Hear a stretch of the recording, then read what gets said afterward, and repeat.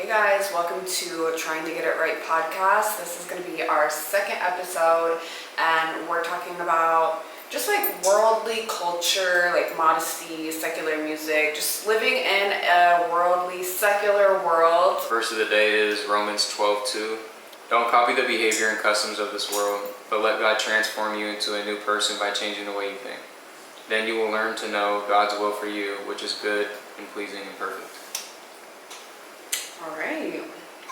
What are some worldly habits that you feel like God has delivered you from? I feel like this is a really tough question because I feel like I still have a lot to work on. But I know that I struggled a lot with content that I chose to see every day, like on my Instagram and stuff like that. So, I prayed to God and I just asked Him to kind of help me cut out those things in my life that I saw every day that I know were poisoning my mind and just making things toxic for me. But like I said at the beginning, there's a lot I still need to work on. So just praying and asking Him for guidance. You think that was like the main thing for you? I think that was the start. I think that's going to help kickstart a lot of other things that like I need to work on and like just throw out of my life. How do you feel though? Do you feel like God's delivered you from worldly things? Not everything, obviously, He's very much still working on me. Yeah. But I think for me, like I was so bad at like worrying and stressing out about stuff. Like I would literally just sit there and like zone out and just like think of like all of these ways like things weren't going to work out for me and like the worst case scenario in every situation. That was the main thing for me. And then thinking that I could find like comfort or like peace and like drinking, like feeling like I have to like drink to let loose or like be myself, or that was like a huge thing for me. Being a people pleaser, like I was a really big people pleaser. I feel like it was almost hard for me to say no, even if it was something that I didn't want to do or I felt like something was kind of testing my boundaries. Like I feel like I had a hard time saying no, so now I'm like more firm and like saying no, protecting my peace and all of those things. Mm-hmm. There's moments where I feel like I'll like slip up and like worry about something or like feel stressed about something. Mm-hmm. But once I like go to my word or like pray about it, I feel so much better. Like I'm not constantly stressing every single day or like worrying about my future or whatever the case is, because I just put it in God's hands and let Him handle it. Yeah. But that is definitely, those things are definitely something that God has delivered me from, thankfully. I feel like just as a Christian, just in the world today, it's just hard to, I don't want to say like hard not to conform to the things of this world, but it's like hard to not divulge in some of the things that like this world has to offer, especially if you're just growing in your faith like now. I feel like I feel like it's just harder to do the older you get. So it is. That's why you have to literally be in your word every day, every other day, because if not, it's so easy to just fall right back into the world. Like I feel like when people go on, like want to deepen their relationship with God and like rediscover themselves like through God and things like that, and they don't, like, it's a work in progress, like we stated last podcast, but it's such a work in progress. So it's like when you're not working at it every single day or like constantly working at it, like it's so easy to fall off and just be like, okay, this isn't for me, or like this is just, it's so easy to like get overwhelmed or like just be like over-consumed. I feel like that's why you have to like kind of do everything gradually, not like God is delivering me from all these things all at one time. Like everything has to be like a work in progress or like gradual, or else you'll fall off, because it can be a little overwhelming sometimes. 2 Corinthians 5:17, this means that anyone who belongs to Christ has become a new person. The old life is gone, a new life has begun. Which is literally so, like, that is facts. Thinking of my old life is just so different. Like, I had no peace, like, constantly worrying, constantly overthinking. Like, now I feel like I'm such in a peaceful mindset. Like, I'm not worrying every day. Like, I'm taking everything day by day. I'm not worrying about my future. Just overthinking everything. Just letting God handle it. Yeah, and it's such an amazing feeling. I literally thank God every single day because, woo, the transformation is real. Yeah, it is. It's real. And like just personally, our relationship I feel like has been better ever since we both stepped into our faith more. So yeah, I'm For thankful sure. for that, for sure. For sure. Yeah, that's another thing. I feel like God has, I don't want to say I had anger problems, but like I was always so quick to say something, you know? Yeah. Just like, I guess you could say I'm I the was same very way too, so I can't. responsive. Like I was very reaction based. Like when someone, like if you're talking to me and I heard something that I didn't want to hear, you know, if we're having a conversation, you said something that I felt was dumb or like I didn't agree with, it's like, I'm saying the first thing that comes to my head, you know? Yeah, yeah. Like, and I'm not stopping to think like, oh, this might offend him. Yeah. Or this might, like, I didn't care what you thought about what I had You were to just say. responding to whatever, Exactly. how you felt. Very responsive. Yeah. Being slow to anger, being slow to speak, Yeah. listening more. Which we all could do. I feel like even if like you are already slow to anger, I feel like if you're already like that, you still have like those moments of like you want to have those outbursts. Yeah, you know what I mean? Of course. Like I have that probably, I wouldn't say every day, but a lot. I have moments where I'm like gonna go say something and I'm like, no. Me like too. the Holy Spirit will convict me and I'll be like, no. But obviously like we're working on ourselves and you know growing in our relationship with God, so it's different. Like I don't feel like I have to respond to everything. I don't have to tell you my opinion about everything. Like it's just unnecessary, and that's like one thing that He's also delivered me from.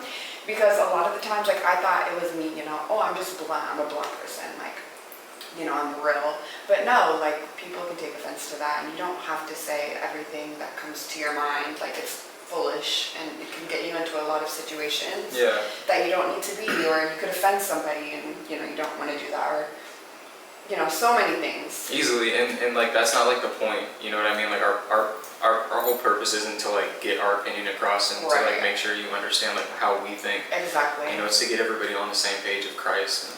Right, exactly. That's huge. I feel like that last fight that we had. On Christmas? No, not Christmas. It was a few months ago actually. We had like a huge blowout. At Mom's? Yeah. Yeah. That one was pretty detrimental. It was bad, but I think it was necessary for us to like kind of reevaluate things, and it actually did. I did take something from that, which I'll link this book. I read this, I don't know if you've heard of the book, it's The Richest Man in the World, I believe, or The Richest Man to Ever Live, which is Solomon, King Solomon. Okay, yeah. And it is amazing. Like, it's literally, I think I have it, I'll give the book to you if you're like interested in reading it or something, but it's really good because, you know, Proverbs, you can use Proverbs in like every situation in your life. 1,000%, yeah. Like it's the book of wisdom. The best book in the Bible to me. It's the book of wisdom, yeah. Like it's amazing. I agree and with you. it just shows you how to live like a successful, peaceful life. Yeah. I just learned a lot from that book, and obviously from reading Proverbs in the Bible, but both of them together is amazing. But when you told me that I interrupt you a lot and, you know, like speak over you or whatever the case is, because at that time, like, God was still very much working on me in that aspect. But, like, when we did have arguments, like, we're so quick to, like, be so reaction-based. I think that, too, and, like, we're both pretty quick on our feet when it comes to, like, responses. So, like, you know, you might say something that, like, you know, you might have won the argument, but I have something that I think, you know, I could save the argument. And it's just like, I feel like we both went back and forth and like trying to like one up each other on stuff. Yeah. And when you said that to me, it like really made me be like, okay, this is something that I need to work on more, because I wasn't put in a situation like, I was working on myself. I was working, you know, like reading my word. I was in isolation. So like being in that situation, like I wasn't put into a situation where I was like conflict. So being in that situation, I was like, okay, I still have a lot of work to do in this area. I'm doing better with it now. I'm not being so reaction based and not like saying everything that's come to my mind and thinking that I'm helping by being honest in a situation when a lot of the times it might not be helpful. It's just kind of like offensive or may come off rude or whatever the case is. Yeah, for sure. In certain situations. Yeah, and like I said, I think you're doing a really good job.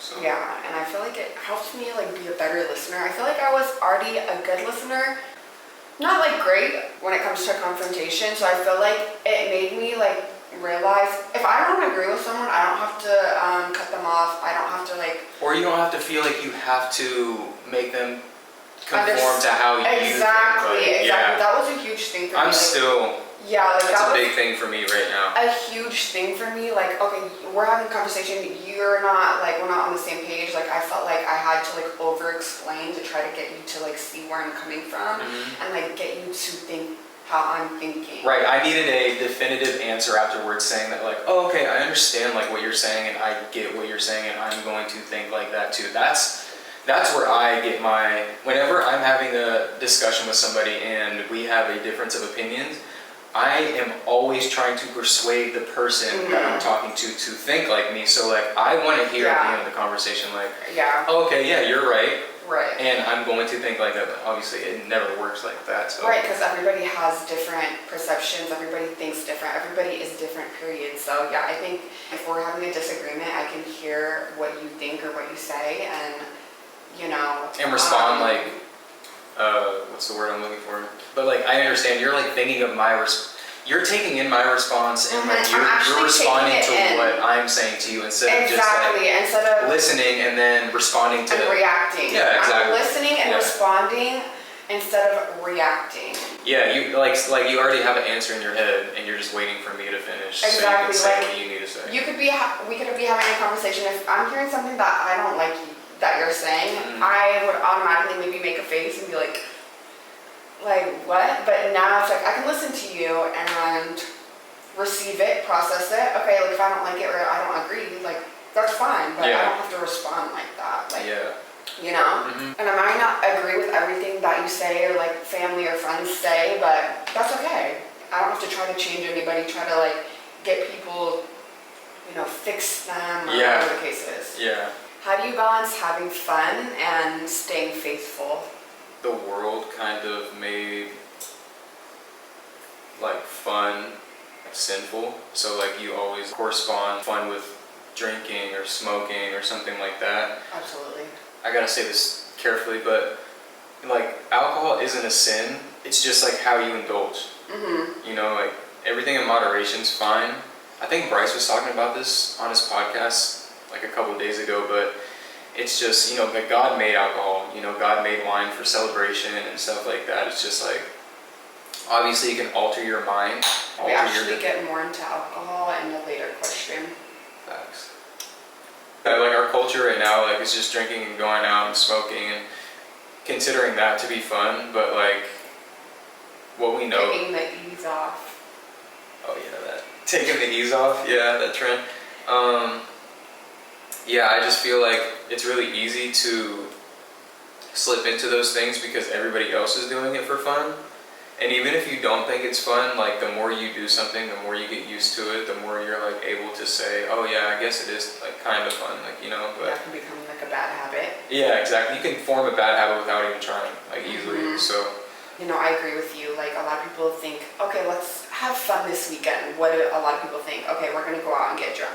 Yeah. Like that's the main thing, or else we're gonna go out and get high, or like just so out of our mind, like blacked out type of thing, which is insane. Right. But that's just culture today, of course. I think when you start growing with God, like your whole perspective shifts. Like that's just something that's not fun for me anymore. Like if people are like, let's go out this weekend, we're celebrating this, like let's go out, like that's just not fun for me anymore, so I won't go. Like I won't do those type of things because that's not fun for me. I'm not going to torture myself and like go and do stuff like that. It's just not aligned with what I want to feed my spirit. But a lot of people think like, oh, you're, you know, a faithful Christian, like your life is boring. And it's just not the case. Like just fun looks a little bit different. Like now what I think is fun, I think going to a coffee shop and like trying coffee or like new matcha or getting lunch is fun, or like, you know, just hanging out with my family is fun to me. Yeah. Going and doing like little activities is fun, you know, just stuff like that. It's just a different kind of fun and it feels a lot better for me. It feels healthier. It's not like a toxic kind of situation. God doesn't not want you to have fun. It's just he doesn't want you to do things that is going to pull you away from him. Exactly. So you can still have fun, like you can still do things, like as long as it's not pulling you away from God and like your faith and your beliefs, like there's nothing wrong with having fun. It's just boundaries. Yeah, 1000%. You hit that right on the mark. It's just knowing when, like, don't cross that line, and you know what I mean? Exactly. Like, should you be going out to the club and like getting drunk? Probably not. Yeah. But everyone's on everybody's a on their own journey, path right now. Yeah. and that looks different for everybody. Like you have to go through a little bit of mess sometimes to get to your destination. And a lot of times God, uses that mess to transform you into where you need to be, obviously. But I don't miss the fun that I was having and the worldly life that I was living before. Like now when I look back at it, I'm like, that's not fun. Right. Like I thought it was fun. I thought I was having the time of my life, but I wasn't, Like it's kind of just like a mask over your eyes. It's fun because you think it's fun because culture says it's fun. I was about to say, you're young and everybody else is doing it, so it's like really hard to like not be part of the crowd. Everyone is doing it, so you feel like you have to do it or experience it or, be part of it to fit in, be cool, or whatever the case is. Yeah. 1 Corinthians 10:31 states, so whether you eat or drink or whatever you do it all for the glory of God. Would God approve of your fun that you're having? I think that's good. If you ever question like, oh, am I doing too much? Like, just be like, would God approve of this? Like, am I doing too much? So easy, yeah, that's easy. Yeah, I think that's good. I think that's really good. When it comes to modesty, do you feel like it's about your heart or what you have on, like what you're wearing? I feel like it's a little bit of both, because if said person is dressing modestly, and is that a word? Modest? Okay. Yeah, if they're dressing, appropriately, then I feel like the person that is looking at them, it gives them like a less chance of like looking at the person that they're looking at lustfully. Yeah. So I agree. I just feel like it goes hand in hand, right? Because like if somebody's wearing something exposing, whether it's a guy or a girl, like you're just causing somebody else to possibly look at you lustfully, and they could be married, and they could, you know what I mean? And so I just feel like, I'm not. It's not towards like any specific party, because I mean that's facts. You could, it could be a guy working out at the gym with his shirt off. Like, you know what I mean? Or yeah, it could like be... you could just, if you're wearing something that's a little bit more revealing, you could cause someone to stumble a little bit. And a lot of the times it could be like, oh, that's not my problem. Like, I'm going to wear whatever I want. And it's not my problem if someone else is, being weird and looking at me sexual. Yeah. But I do think that mindset is a problem because even though that could be the case, you could have a man that's married, that's faithful, and, a man of God, but they could see you half naked at the gym, and then a thought could, the enemy could send, a thought could attack that person, and a lustful thought goes through that man's head that wouldn't have gone through his head if maybe you were, fully clothed at the gym or something. That's what I was saying. Yeah. You know what I mean? Yeah. So I do agree with that. Because, I feel like nowadays it is normalized to, like, be half naked. And so you don't have to be fully covered from, like, turtleneck and, like, full pants. Right, like, people have to have, like, self-control, too, like, at the same time. You know what I mean? Like, obviously, like, people are going to wear what they're going to wear, but, like, you yourself have to be able to, okay, like, I need to be able to, like, look at a woman and not just always think of her as, like... just, like, body. Yeah, you know what I mean? Like... Even if it's, I feel like a safe thought, especially when you see somebody that's attractive, is just acknowledging that they're attractive and moving on. A man of God shouldn't be lustful, obviously. Like, you shouldn't look at every woman and have a lustful thought. But I do think it's very important, like, as a woman, I feel like I look at just, like, how you dress or how I dress differently. Like, I used to, dress very worldly. I still have my moments where I'm like, oh, I want to be, like, a little sexy or something. But just how I've dressed, I do notice a big difference. Like, I do want to be, like, more covered up now. I'm not wearing, like, the same things that I used to wear, and I do notice a difference. Like, my mindset, I'm like, I don't want to go out and, like, men or like people are just like, the first thing is my body. Do you think it's not all about what you wear? It's both, like you said. I agree. It's for sure both. Because you could be, dressed like fully modestly, like head to toe, like. It just depends on that person's heart. Exactly. You don't have good intentions, or you can still dress cute, like you know, I do social media, so it's like I do still post in bathing suits and stuff. When you're modest, like dressing wise, I think you could still be like fun, creative, and you know, show your personality and still be like respectful when it comes to like yourself and just other people around you. Yeah.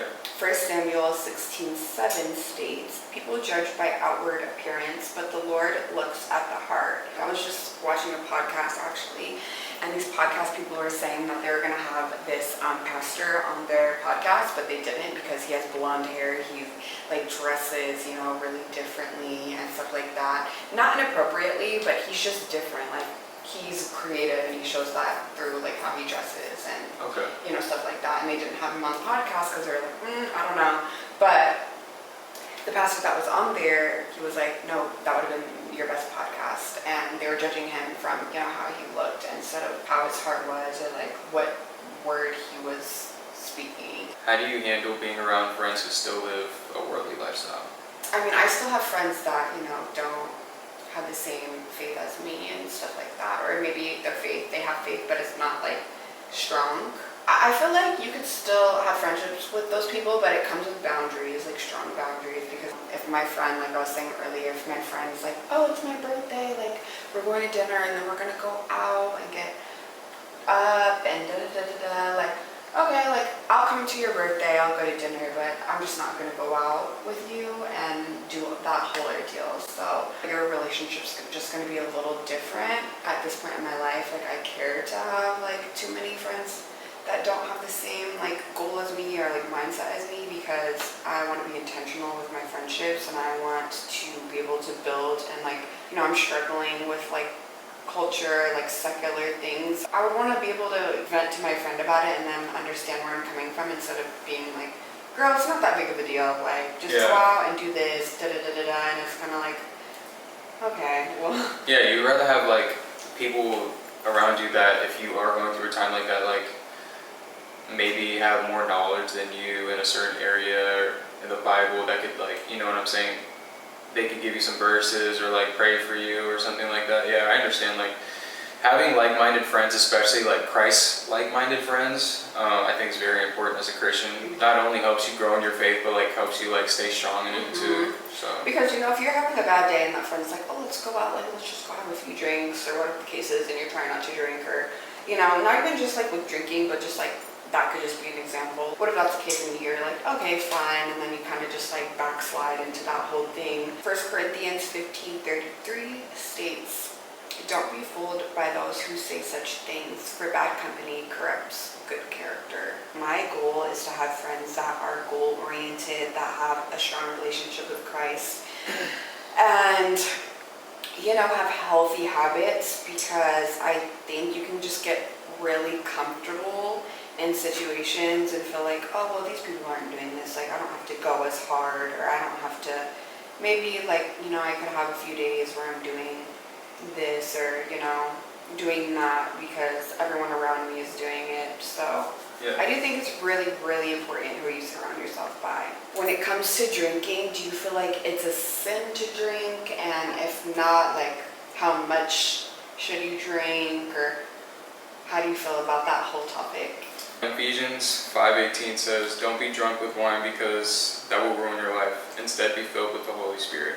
It's advice that I think I should probably take more often, because I can't front, like I still indulge in certain things like that with my friends, and I know what I'm doing. Like it's a social thing for you? Yeah, it's like a social thing for sure. Like, and I know what I'm doing. In the time that I'm doing it, I feel like it's worse because like I'm fully aware of what I'm doing when I'm doing it, but I still decide to do it anyway. So I have that internal battle with myself all the time. Yeah. But do I think it's a sin to drink? No, I just think it's a sin to get drunk. So like God made wine, right? And he made wine for celebration and for happy times and for us to indulge safely.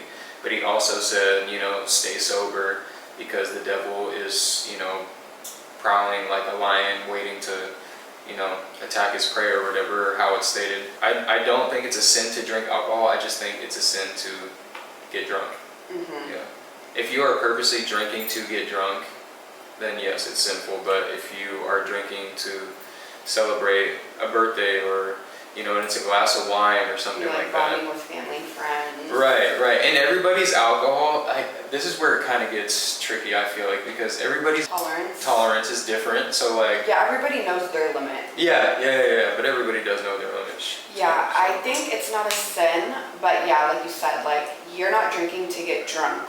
Jesus did turn water into wine. So obviously, like for me, I used to, this is before I was saved again, but I used to literally just drink to get drunk all the time, and I'm so disgusted by alcohol now.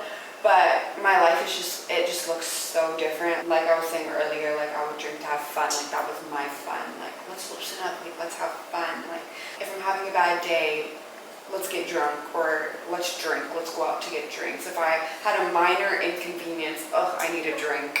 But it's just not the case, like I don't find comfort in alcohol anymore. I find comfort in God. When I first started reading my Bible, I wasn't drinking, but like sometimes I would drink if I went out or something, and like I learned I could only have one glass of wine. Like that is my limit if I am gonna drink, and I don't go past that. But it does get hard because once you do start drinking, those boundaries can get blurred so fast, and like once one drink, you have one drink and you're at dinner and the waiter comes over and they're like, hey, do you want another drink? Like your glass is looking low. Sometimes it's hard to be like, no, like to keep those boundaries and be like, no, I'm okay. Like I don't need another drink. Like there's times like you might be having a good time, having good conversation, laughs, and you're like, oh yeah, like why not? Like, one other drink can't hurt. Yeah. But you just have to be like, no, like I'm good with one drink. And anytime I have, been in the situation and the waiter's like, do you want another drink? And it's a good time, and I say yes, and I have that second glass of wine,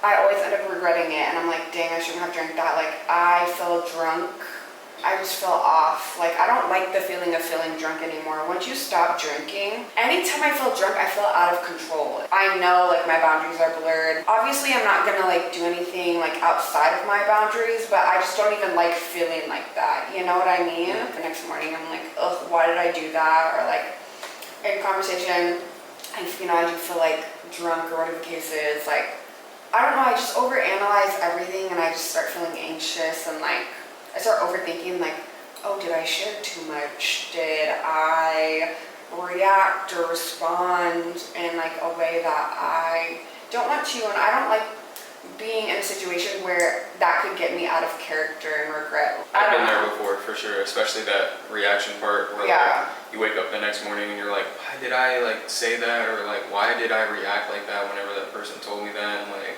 it's just like has you thinking for a week about something that nobody else is thinking about. Exactly. I've been really good with my boundaries. Like if I do have alcohol, wine, I don't drink like liquor anymore, but if I do have wine and I'm out, I know I'm only having one glass of wine. Like I don't need to do too much. Because when you start drinking, you feel like, oh, I'm gonna have even, like you feel like drinking more, you're gonna have even more fun, and you're gonna feel even better than you do at that moment, but it's just not the case. It's definitely not the case. So I've learned that, okay, one glass of wine, I'm good. Like I'm gonna feel good, and I'm gonna stay feeling good. I don't have to drink more to have more fun.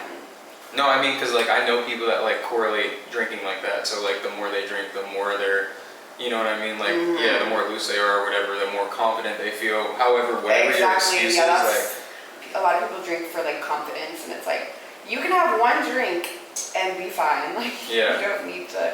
But I mean, if stick to your limits. Yeah, for sure. And if it takes like alcohol to bring out a certain confidence in you, like I feel like you need to do something. Yeah, in our work. Me, every time I go out and I just have that glass of wine and I say no to the second refill or whatever the case is, I feel like that makes me stronger in my boundaries.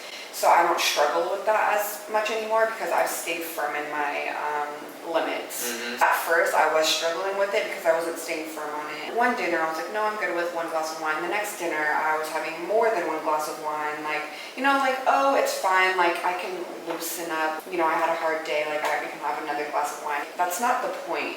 Yeah. Like, it's just not the point. There's no excuse to, like, drink more.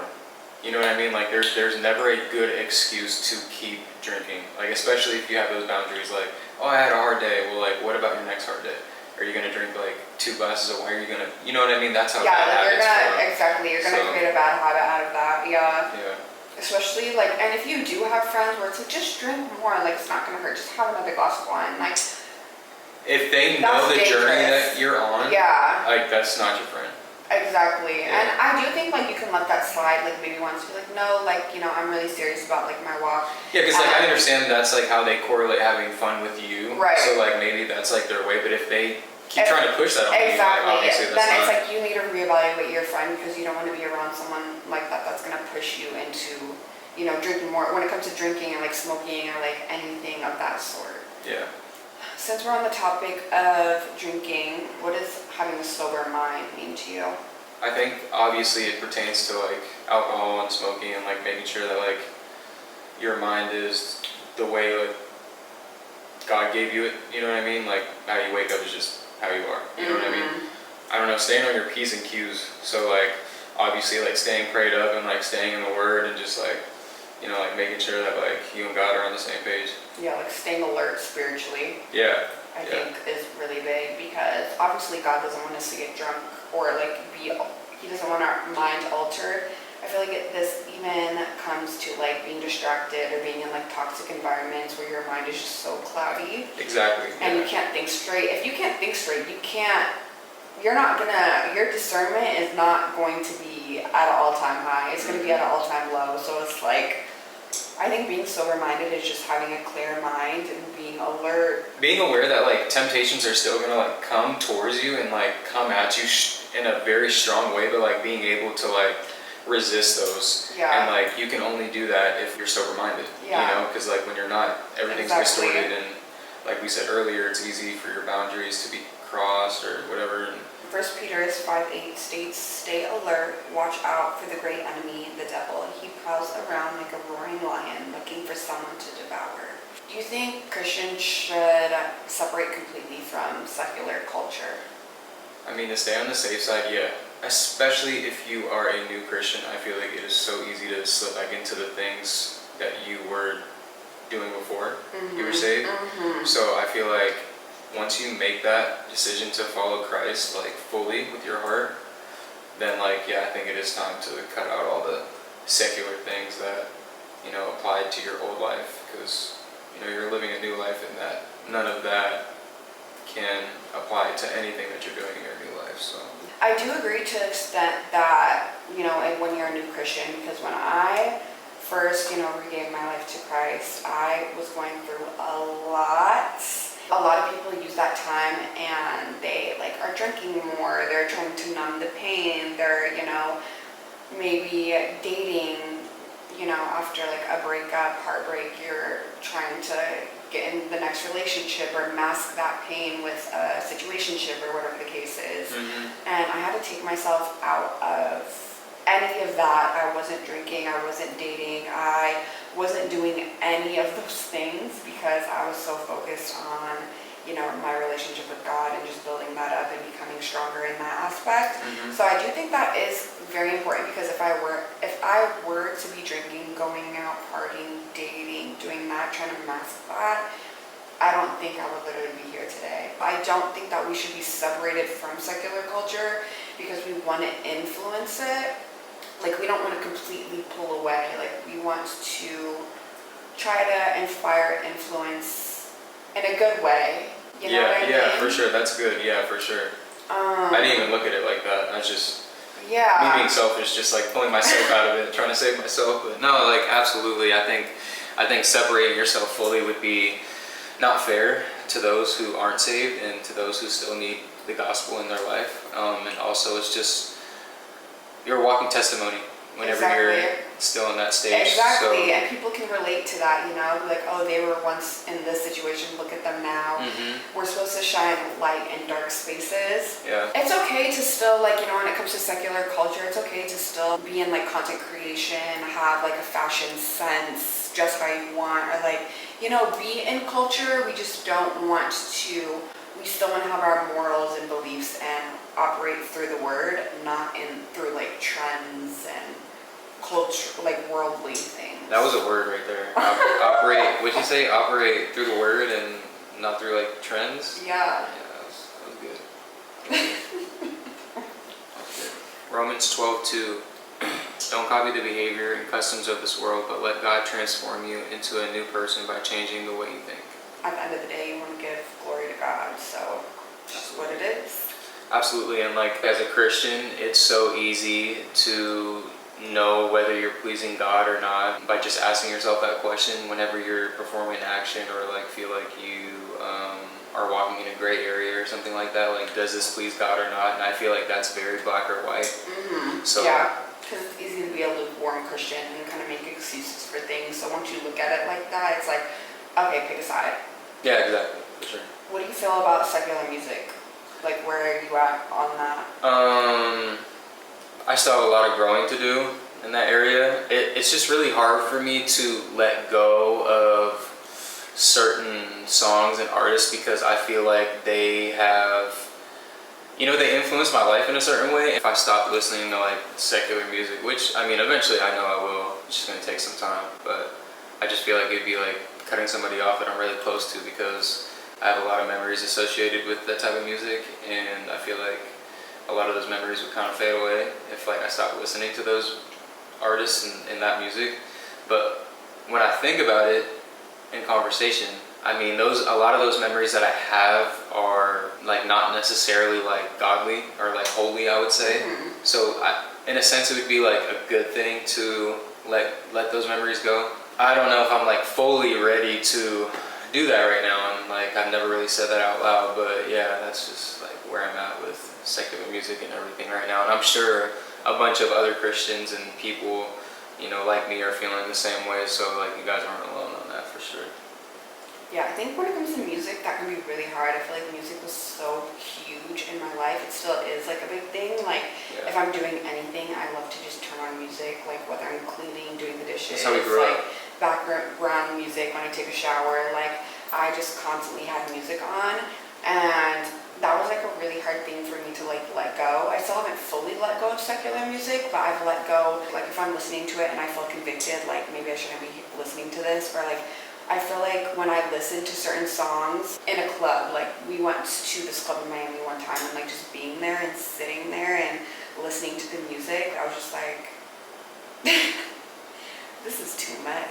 Like even sometimes like being in the car with my friend, like maybe an Uber or something, like anything, like and hearing a song and I'm like, ooh, like that was like cringe. Like I immediately cringe, like that was too much for my ears. Like I feel like my spirit has become so sensitive. I did recently, I've been trying to put in like Christian music into my playlist, and I think now there's so many, like when I first started thinking about it, I was like, I don't know if I can do it. Like I don't know if I can let it go. Like I just don't know. Like that's so hard. But now it's so much easier for me because there are Christian artists that give you the same vibe as listening to secular music. It's just like you're literally glorifying God. Yeah, you're praising God though instead of like God. Exactly. And it's like now that I have cut out secular music, there are days where I'm like, okay, I'm gonna go out to dinner. Like there are days where I'm like, okay, I want to listen to this artist. Sure. Like one of my favorite artists is Eric Bellinger. I don't listen to him all the time. I used to listen to him every day. Eric Bellinger, Chris Brown.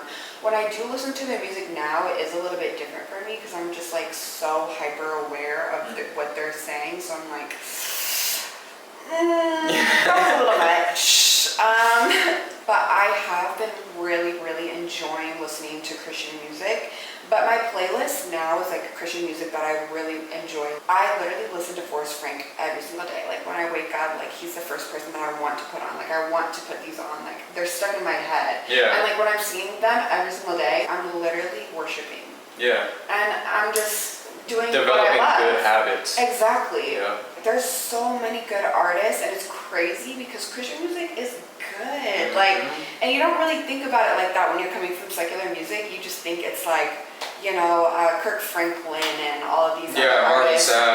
Which they're great artists, but like me personally, like I don't want to listen to that every single day. I noticed a huge shift how my mindset is. Like I was telling you the other day how I was on the plane. And usually I'm so anti, like if I'm in an Uber, I'm at the nail salon, and I don't want to talk, like don't talk to me. Like I would love it to be silent Like, I just, like, sometimes, like, I hate having conversation. Like, I'm so antisocial. I hate having conversation, especially short conversation. Like, it's such a struggle for me, and I'm so introverted that I would just rather just, you know, go through things, let's just not talk. Yeah. So I'm on the plane, I'm listening to worship music the whole day, like getting ready to go to the airport, at the airport, on the plane. That's just what I listen to now, so my mindset is just kind of different. And this guy on the plane was trying to talk to me the whole time. And usually I just would have probably been like so short with my answers to like give him the idea like, okay, I don't want to talk. Just kind of let me be. And mind you, I'm on my computer like working, I have a headphone in.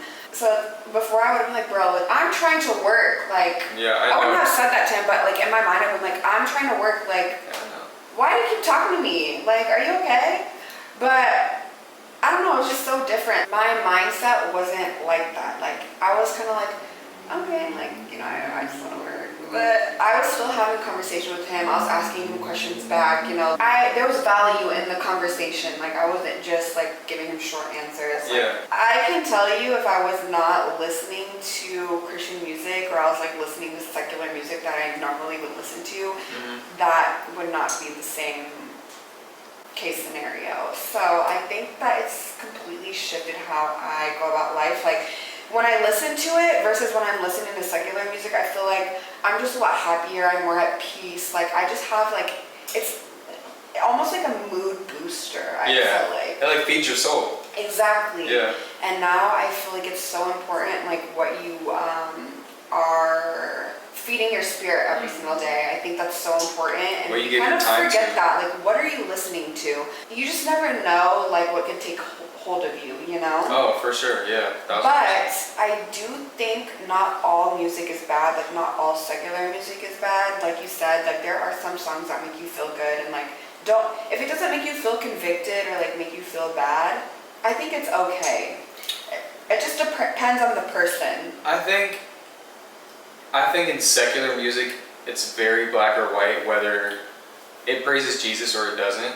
So like, I mean, like, a song can make you feel good, and like there might not be like a lot of cuss words, or the message might not be It depends on what feels like. What do you define as feel good? Like, is that like sinful, or does it make you feel good? Like, what are they talking about? It's a mood booster. Like, it's positivity. Is it the sound of the song? Is it the melody of the song? Is it what they're saying in the song? Is it the message of the song? What exactly from that song is making you feel good and making you want to listen to that over? Yeah, like if it's sinful, it's pulling you away from God, or it's making you feel convicted, or it's feeding the wrong or thing. if it's tempting you, then it's something that you shouldn't be listening to. It's feeding the wrong thing. Exactly, you know? exactly. It's feeding it's feeding that flesh that we all, you know, love to feed here and there, like just Exactly. you know, just as humans. But just so important what you feed your spirit every single day. Like, it has such, music is very influential, and just like the things that you're saying, like the tongue's very powerful. Yep. So it's like whatever you're repeating or saying, you could say it unconsciously. I think just lyrics are so important, and like what you have going through your head and stuff like that is like so detrimental. What do you think is one area you're still working on giving to God? I feel like there's a lot that I could give to God, but I feel like one area that I could give to Him that would probably help with all the other areas that I need to give up to is just smoking and drinking. When it shows up consistently in your life like that, and you know, you're surrounded by people that like to do those type of things, you know, it's just really easy to partake in that. And you know, it's easy to form those bad habits, which I definitely have. So it's just one of those things for me that is going to be really hard for me to completely stop doing. So you know, it's a journey that me and God have been on for a long time, and He knows how I feel about it, and He knows that I'm trying. And but I could be trying a lot harder. I could be taking bigger steps towards, you know, the goal of becoming more Christ-like. And selfishly, I'm not. We're humans, so you know, it's in our nature to try to push Him away and do what we want. You know, feed our flesh. With this topic, I feel like I'm just always at a constant battle with myself in my mind over wanting to do the right thing and then not doing it, and then feeling some type of way for not doing the right thing, and then Yeah, I think that's normal. I feel like, in your struggle, like maybe like your next steps would be like maybe distancing yourself from friends that, are making you, not making you, but like are kind of encouraging you to be on that path. Like maybe like don't go out, maybe stop going out to places where you feel like you're overindulging or like putting yourself in positions like that until you feel like you're like solid in that. So you can build that boundary, or like maybe like have a conversation with your friends while you're out and be like, hey, like I really don't want to be drinking like this. Like I'm going to have maybe 1 or 2 drinks and then that's gonna be it for me. So like I would appreciate it, or like, I would appreciate it if maybe you can like keep me help me be accountable when it comes to that, or don't try to like force me into having another drink or whatever the case is. Yeah, and I feel like my friend group is very diverse to where like I have friends that like they all know Christ, but I have some that like are heavy followers, and then I have some that are just down a different path right now. You know what I mean? So I feel like I could lean on those more that are more Christ-like, and I feel like that probably. Yeah. I feel like sometimes you have to distance yourself from certain friends if you're struggling with something, they're trying to work on something, and that's okay in order to get to where you want to be, or just to be a little bit more stronger in areas so you can create those boundaries. And when you're put in those situations, you have a strong enough, I guess you could say, willpower to say no and like stand strong on your boundaries and your limits. Yeah, for sure. Yeah. But I feel like that's something we all struggle with, like whatever we're struggling with, because one thing I really, really struggle with, I'm so like sometimey with everything, like, and I'm so quick to like shut down and like not want to like talk to anybody. And that's so normal for me. Like maybe I'll have like a good week, or like, I wouldn't even say a week, like a few days where I'm like social, like I'll like go out and do stuff, and then like for 3 days or like a week, like I need space, like I don't want to see anybody, I don't want to talk to anybody. Like there's days where you gotta like recharge. Yeah, like recharge, and I'm just naturally introverted. That's just who I am as a person. Yeah. Like I recharge, like I love being alone. Like I love being alone. But there's days where like I won't answer anyone's text. Not anything personal, I just can't. You need that space. I just shut down, and I think I like isolate myself a lot, and God wants us to be around people, like if I'm isolating myself, I could be, blocking blessings or blocking like interactions that I could grow from, or whatever that case is. So that's something I really need to work on, because I get so overwhelmed and drained by like interacting with people, and I need to just learn, like maybe try not to like shut down. And I don't even know where to start. I just have to pray about it, because it's just, that's one thing I really, really struggle with. Yeah, I feel like, we're all gonna die with like stuff that like we didn't fully, take control over. Like we're not perfect, so like you might get that down, but there might be something else in your life that, you know what I mean? So like, yeah, but I think one other thing, I think, isolation, I look at isolation, like when I'm isolating myself, I look at it as like peace, like my peace, and I'm protecting my peace and all of that.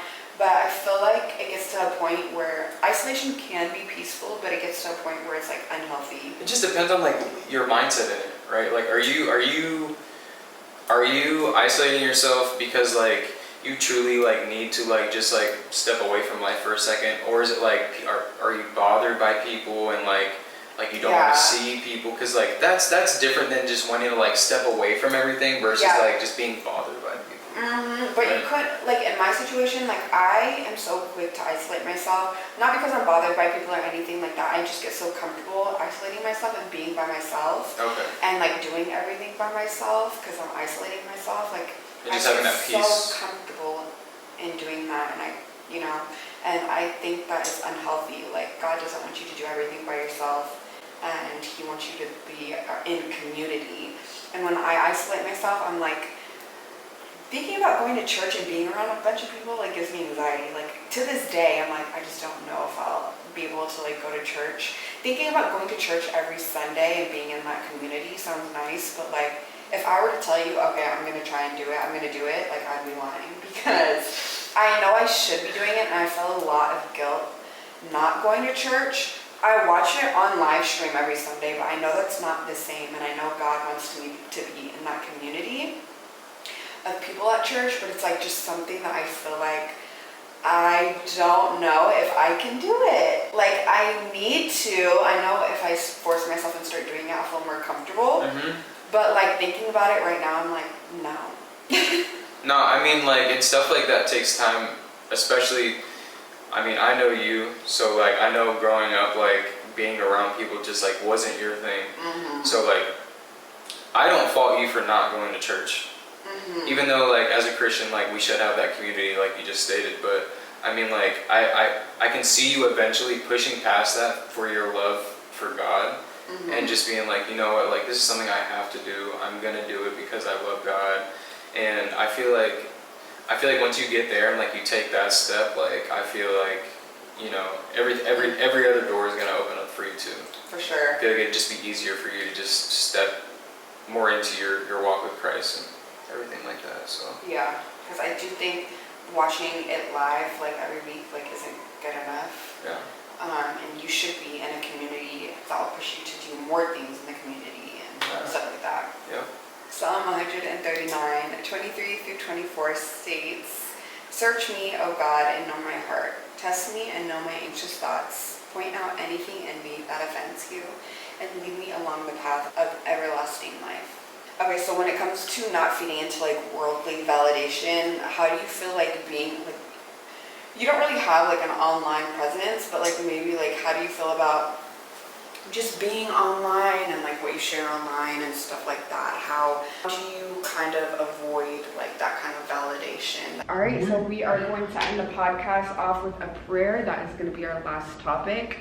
I hope you guys enjoyed. We did have to switch cameras, so I'm sorry if the quality is a little bit different, but we will see you guys next week. If you guys have any questions or topics that you want us to talk about next time, please comment.